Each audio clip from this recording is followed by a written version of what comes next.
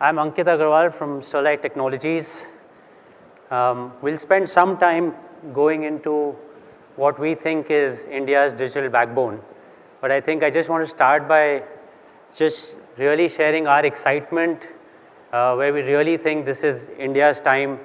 As I think Ranbir Kapoor says, apna time aayega. I think this is our time to shine. I think the Kranti which our Prime Minister is talking about, I think it's here now. And I really believe that it's not just about faster speeds. It's not just we can browse faster or watch some videos faster. I think there's a lot more that can happen with 5G. I think there's a lot to be done for a common man to believe it. But that's really something I wanted to show in my slides. The story is not just about where we are today. I think what we wanted to show is actually on the back of some amazing startups that we already have in India and some companies around the world, how we are already starting to see 5G impact various sectors. So we've taken some examples of healthcare, education, agriculture, manufacturing, but really want to showcase to all of you and want to create a belief more than anything that 5G is here, 5G is real, and 5G will make a massive impact to our country.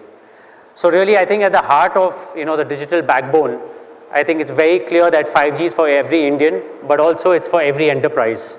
It really is going to be about transforming the quality of life, particularly in education and healthcare. It's also about modernizing agriculture, which continues to be the single largest source of employment in our country, but disproportionately underrepresents in terms of impact to our GDP. So I think that's something which will be very exciting, and we'll give some examples of where it can help. And then also Industry 4.0 that we spoke of. I think there's a lot to be done in terms of our manufacturing sector. We heard some comments from Sunil Mittal today of taking Indian manufacturing forward. But I think really at the core of what 5G can do for enterprises, how can it really improve our efficiencies? And we'll look at some numbers. I'm a Marwadi by heart, so I have to talk about numbers, and we'll get into some of that. So just to give you a context, what we really see is, where are we today? So everything you'll see on my slides, left side is where we are today, but also some very exciting data points of what's already happening that we should all be very proud of. So if you see clearly infant mortality, we're not in a good shape as a country. We have 7x the time of infant mortality compared to OECD countries. And we have a real issue where essentially our best doctors are really in the cities, and we have also a sheer number of doctors in our cities versus rural India, and the ratio of 4:1, right? That's really a massive challenge. How do you bridge that challenge? One thing we can be extremely proud of is probably at the back of COVID, all of this got accelerated at a rapid pace, and I think it's only going to increase. We had 6.5 crore number of patients that were served by the Government of India's eSanjeevani platform. And then we had more than 50% of the people who got served by Practo in terms of 17 crore customers that were actually in non-metros. So I think this is something very interesting to see as a trend, that it's not about adoption, it's not about when it will happen. There are already cases that on the back of very good connectivity that was on the back of 4G, that we already saw some very, very massive impact on our society. Second part, something very close to my heart in terms of transforming education. So what's the stat today? Where are we at? So something that was very, very concerning to see, I was really surprised with this number. 80%, so that's 4 out of 5 children aged between 5 to 18 years actually missed formal education during COVID. So I think that's really, really concerning that such a large portion of our population, of our kids, were not able to get proper education. And at the same time, when you talk to corporate leaders, especially in India today, they say that skill is a massive challenge in our workforce, and how do you do skill development at scale and combine that with the fact that we have massive work from home? How do you make all of that happen? Again, I think there's some great examples there. We've had about 14 million people sign up for courses on Coursera, and then another platform where 1.7 million people on Gavi platform. And then something that we are proud of at STL, that we've taken a target of 1 million women to be trained by STL. We have an STL Academy, and we've partnered with NASSCOM to enable 5G training for women across India. Just some examples again of startups, a startup called Kida, interestingly, Gavi and Byju's, which we all know. So just some amazing work that's already starting to happen. And then if you think of how they will further empower with 5G kind of technology, high capacity, low latency, I think the whole education experience will go to the next level. So I think I'd encourage you to look at this photo very closely. This is a photo by John Deere. There's something missing in the photo. And I hope you've guessed it by now, there's a person missing out there. And I think that's really very, very exciting. This is an actual driverless tractor that John Deere has launched and is active now in the US and parts of Europe. The reason I say this is that we have farmers dying every year in India in the heat. Where my mother comes from is in Akola in Maharashtra, amongst the highest heat waves in the year. Every year when I visit Akola, you have farmers dying just because they need to plow their land in 45, 50 degrees temperature, right? What if we can bring some of these solutions that already exist in the world? If we can create a private LTE network in the farmland, it's very easy to pull off now. We have the solutions, STL has the solutions. We combine them with the network, with the spectrum that government has now given. I think this is really possible. Why should the farmer go out there and struggle in 50 degrees temperature? He can sit in the comfort of his house and spend more time to figure out the output of his agriculture should go to the best market at the best prices.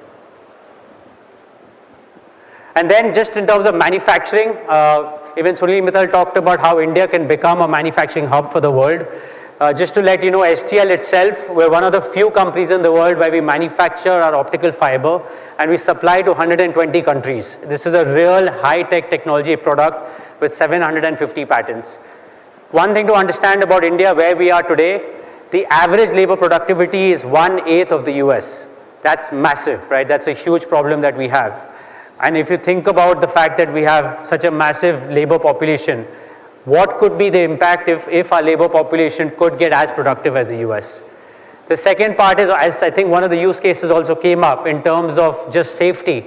So we have 6,500 deaths due to industrial accidents in the last 5 years. And again, I think that's something for me personally is very, very important. Can we use these technologies using AI, using machine learning, vision learning to prevent some of these accidents?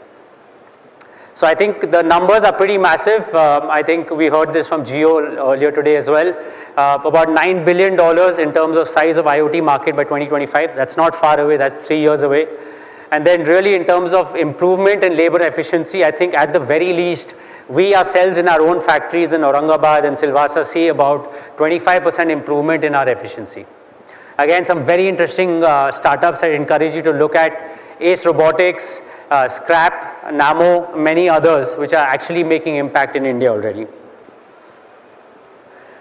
So fundamentally, we believe that to build India's digital backbone, fundamentally, as you could see from everyone on the stage here in the morning, we have the intent. All the big boys were on stage. We have the capital. That's not a constraint anymore. And obviously, the government themselves are investing close to $12 billion in BharatNet. So I think there's no question anymore of intent or capital. I think it really comes down to very, very strong execution on the ground. In our own view, today India deploys about 20 million fiber kilometers. We all know the stats, about 30-35% of our towers are connected on fiber. This just requires a massive shift and we can't wait anymore. In our own view, the 20 million fiber kilometers needs to go to about 60 million fiber kilometers per year. So we're talking about a 3x jump in the fiber that needs to get deployed per year in India. And again, to put it in context, while we deploy 20 million fiber per year, China deploys almost 12 times. I'll repeat that. China deploys 12 times the amount of fiber as India does for largely the same population, right? In fact, we have a younger population. So it's very fascinating to hear that that's the kind of network that needs to get built out. I have not put a 12x for India knowing our realities, but at least in our view, 3x needs to happen ASAP in this year itself and going forward. The second part that we believe in terms of tower connectivity, especially looking at the latency requirements, broadly I think we need to go from 50 milliseconds to about 5 to 10 milliseconds. And our speed, we have kind of slow 4G in India today, so we need to go from about 15-20 Mbps to at least 80 to 100 Mbps. All of that needs our tower fiberization to at least go from 30-35% to about 80% in my view. Ideally, looking at my own business, it should at least go to 100%. So I think it's very clear the task is cut out for all of us as industry. The operators are going full swing in terms of putting the network out, and we are very excited as STL. We want to make this happen for the country, I think the impact is clearly going to be massive, whether you talk of at least a 1 trillion impact on digital economy or India going to the 5 trillion number. End of the day, it's the execution on the ground that will make this happen.